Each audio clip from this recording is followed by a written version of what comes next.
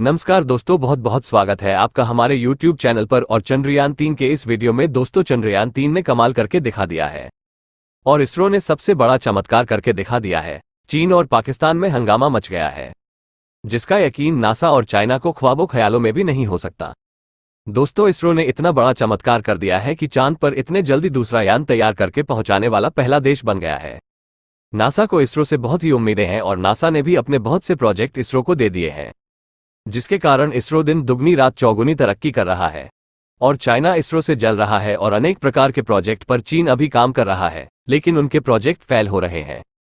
लेकिन इसरो ने इतना बड़ा चमत्कार कर दिया है कि वो चांद पर एक और यान तैयार करने वाला है। उसके साथ साथ मंगल पर भी यान भेजने वाला है, जिसमें इसरो की बहुत बड़ी भूमिका होगी और आप इसरो नासा का भी साथ देने वाला है, जो आगे बढ़कर बहुत से प्रोजेक्ट में भारत की तरक्की में बढ़ावा देगा। दोस्तों, अगर आप सच्चे भारतीय हैं तो इस चैनल को अभी सब्सक्राइब कर दें और इस वीडियो को लाइक करके शेयर कर दीजिए, ताकि सभी को पता चल सके कि इसरो ने कितना बड़ा चमत्कार करके दिखा दिया है और भारत कितनी बड़ी तरक्की के रास्ते पर चला हुआ है। दोस्तों, सच्चे भारतीय हो तो एक सब्सक्राइब, लाइक और शेयर जरूर कीजिए। भारत का महत्वपूर्ण मिशन चंद्रयान-3 धीरे धीरे कर चांद की तरफ बढ़ रहा है। इसके मद्देनजर इसरो का कहना है कि चंद्रयान-3 ने दूसरा ऑर्बिट रेजिंग मैनूवर सफलतापूर्वक पूरा कर लिया है। इसरो के मुताबिक चंद्रयान-3 की लोकेशन अब 41,603 किलोमीटर बाय 226 ऑर्बिट में है। ये धरती के चक्कर लगाते हुए उसके गुरुत्वाकर्षण बल से बाहर निकलेगा। वहीं अगले चरण के लिए अगली फायरिंग कल दोपहर 2-3 बजे के बीच किए जाने की योजना है।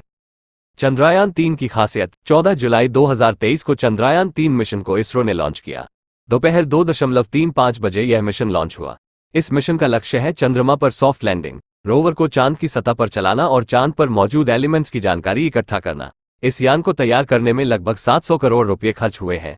इस यान का लैंडर चांद के उस हिस्से यानी चांद के वीरान हिस्सों में जाएगा और वहां मौजूद धातु तथा अन्य एलिमेंट्स की जानकारी जुटाएगा। चांद तक कैसे पहुंचेगा? चंद्रयान सतीश धवन स्पेस सेंटर में Chandrayaan-3 spacecraft launch vehicle mark 3 (LVM-3) के जरिए पृथ्वी के ऑर्बिट तक का सफर तय किया। LVM-3 की लंबाई 43.5 मीटर और वजन 640 टन है। यह रॉकेट अपने साथ 8 टन तक का भार लेकर उड़ सकता है। चंद्रयान-3 स्पेसक्राफ्ट में लैंडर मॉड्यूल का वजन 1.7 टन, प्रोपल्शन का वजन 2.2 टन और लैंडर के अंदर मौजूद रोवर का वजन 26 किलो है। चंद्रयान-3 को रॉकेट की मदद से पृथ्वी के ऑर्बिट में भेजा जाएगा। इसके बाद यह स्पेसक्राफ्ट अपने प्रोपल्शन का इस्तेमाल कर धरती का चक्कर लगाते हुए अपने दायरे को बढ़ाता रहेगा। दायरा धीरे धीरे बढ़ते हुए चांद के ऑर्बिट तक पहुंच जाएगा, जिसके बाद स्पेसक्राफ्ट चांद के चक्कर लगाना शुरू कर देगा। चांद के ऑर्बिट में पहुंचने के बाद लैंडर को चांद पर सॉफ्ट लैंडिंग कराया जाएगा। बता दें कि इस स्पेसक्राफ्ट को धरती से चांद तक की दूरी तय करने में 45-48 दिन तक का समय लग सकता है। कई दिनों के इंतजार और मेहनत के बाद भारत ने चंद्रमा के दक्षिणी भाग पर अपना झंडा गाड़ने के लिए चंद्रयान-3 लॉन्च कर दिया। शुक्रवार दोपहर 2:35 इसरो का फैट बॉय कहा जाने वाला GSLV मार्क 3 रॉकेट चंद्रयान को अंतरिक्ष में लेकर रवाना हुआ।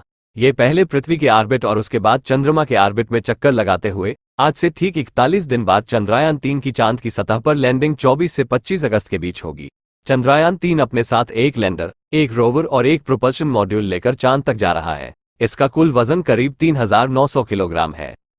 इससे पहले भी 22 जुलाई 2019 को लॉन्च हुआ था मिशन। ऐसा नहीं है कि भारत पहली बार चंद्रमा के दक्षिणी हिस्से पर जाने का प्रयास कर रहा हो। इससे पहले भी 22 जुलाई 2019 को इस मिशन को लॉन्च किया गया। इस दौरान 20 अगस्त को यह यान चांद के ऑर्बिट में सफलतापूर्वक पहुंच गया, लेकिन लैंडर विक्रम की सॉफ्ट लैंडिंग के दौरान लैंडर से इसरो का संपर्क टूट गया था और मिशन फेल हो गया था। इस बार ऐसा ना हो, इसके लिए मिशन में कई बदलाव किए गए हैं। इंडिया टीवी को प्राप्त हुई एक्सक्लूसिव जानकारी के अनुसार इसरो ने इस मिशन के दौरान प्रयोग होने वाले लैंडर के लिए अलग सोलर पैनल भी रखा है। चंद्रयान-2 के असफल होने के बाद हुआ है कई बदलाव। प्राप्त जानकारी के अनुसार इसरो ने लैंडर के लिए अलग सोलर पैनल लगाने की वजह से वो खुद से ऊर्जा उत्पादन कर सकेगा, जिससे दिन में भी लैंडिंग हो सके और इसी भी तरह की दिक्कतों का सामना ना करना पड़े। इसके साथ ही लैंडिंग के समय खतरे और दिक्कतों को पता लगाने के लिए अलग से लैंडिंग कैमरा फीडबैक उपकरण भी भेजा गया है। वहीं इस बार लैंडिंग एल्गोरिथम और इंजन में भी काफी बदलाव किए गए हैं। सीधे चांद पर क्यों नहीं ले जाते अंतरिक्ष यान, बार बार उसे घुमाते क्यों हैं? सबसे बड़ा सवाल, चंद्रयान को सीधे चंद्रमा पर भेज सकते हैं तो इतना घुमाने की जरूरत क्या है? जब नासा 4 दिन में अपना यान चंद्रमा तक पहुंचा देता है तो भारत को 42 दिन क्यों लग रहे हैं? इन सवालों के जवाब में 2 प्रमुख चीजें हैं। पहला फिजिक्स यानी भौतिक विज्ञान और दूसरी लागत यानी पैसा। चांद सामने दिखता है, वैसे धरती से उसकी दूरी 3.83 लाख किलोमीटर है। ये दूरी सिर्फ 4 दिन में पूरी हो सकती है। या हफ्ता भर किसी भी अंतरिक्ष यान को सीधे किसी ग्रह पर क्यों नहीं भेजा जाता? क्यों उसे धरती के चारों तरफ चक्कर लगाने के लिए छोड़ दिया जाता है? नासा अपने यान को चंद्रमा पर 4 दिन से हफ्ता भर के अंदर पहुंचा देता है। इसरो क्यों नहीं ऐसा करता? क्यों 4 दिन के बजाय 40-42 दिन लेता है इसरो? क्या इसके पीछे कोई खास वजह है? वजह 2 है। पहली बात तो ये धरती के चारों तरफ घुमाकर अंतरिक्ष यान को गहरे अंतरिक्ष में भेजने की प्रक्रिया सस्ती पड़ती है। ऐसा नहीं है कि इसरो सीधे अपने यान को चंद्रमा तक नहीं भेज सकता, लेकिन नासा की तुलना में इसरो के प्रोजेक्ट सस्ते होते हैं, किफायती होते हैं, मकसद भी पूरा हो जाता है। इसरो के पास नासा की तरह बड़े और ताकतवर रॉकेट नहीं है जो चंद्रयान को सीधे चंद्रमा की सीधी कक्षा में डाल सके। ऐसे रॉकेट बनाने के लिए हजारों करोड़ रुपए लगेंगे। बाकी दुनिया से किफायती होता है इसरो का मिशन। चीन ने 2010 में चांगई 2 मिशन चंद्रमा पर भेजा था। वो 4 दिन में चांद पर पहुंच गया था। चांगई 3 भी पहुंच गया था। सोवियत संघ का पहला लूनर मिशन लूना 1 सिर्फ 36 घंटे में चांद के नजदीक पहुंच गया था।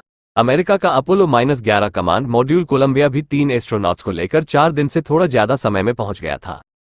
चीन, अमेरिका और सोवियत संघ के पास इन अंतरिक्ष यानों के लिए बड़े रॉकेट्स का इस्तेमाल किया था। चीन चांगझेंग 3C रॉकेट इस्तेमाल किया था। इस मिशन की लागत थी 1026 करोड़ रुपए। स्पेसएक्स के फाल्कन 9 रॉकेट की लॉन्चिंग की कीमत 550 करोड़ से लेकर 1000 करोड़ तक होती है, जबकि इसरो के रॉकेट की लॉन्चिंग कीमत 150 से 450 करोड़ तक ही होती है। अंतरिक्ष यान में ईंधन की मात्रा सीमित होती है, उसका इस्तेमाल लंबे समय तक करना होता है, इसलिए भी उसे सीधे किसी अन्य ग्रह पर नहीं भेजते, क्योंकि इसमें सारा ईंधन खत्म हो जाएगा, फिर वह अपना मिशन पूरा नहीं कर पाएगा। इसलिए धरती के चारों तरफ घुमाते हुए कम ईंधन का इस्तेमाल करके यान को आगे बढ़ाया जाता है। धरती की गति और ग्रेविटी का फायदा उठाता है रॉकेट। रॉकेट को सुदूर अंतरिक्ष में भेजने के लिए जरूरी है कि उसे धरती की गति और ग्रेविटी का लाभ दिया जाए। इसे ऐसे समझा जा सकता है, जब आप चलती बस या धीमी गति की ट्रेन से उतरते हैं तो आप उसकी गति की दिशा में उतरते हैं। ऐसा करने पर आपको गिरने की आशंका 50% कम हो जाती है। इसी तरह अगर आप सीधे रॉकेट को अंतरिक्ष की तरफ भेजेंगे तो आपको धरती की गुरुत्वाकर्षण शक्ति ज्यादा तेजी से खींचेंगी।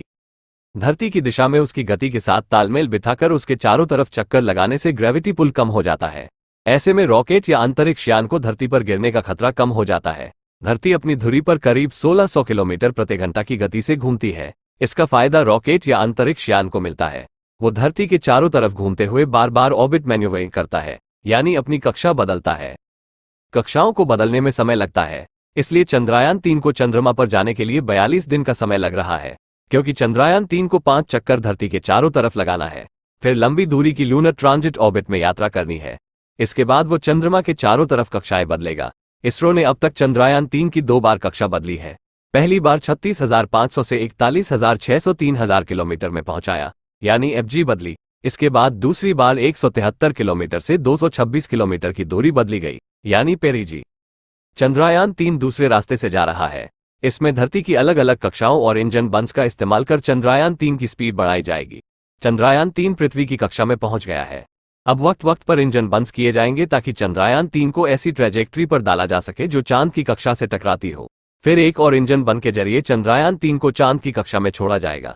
हमारी नजर इस खबर पर बनी हुई है, इसलिए सब्सक्राइब रखें और कमेंट में जय हिंद जय इसरो जरूर लिखें।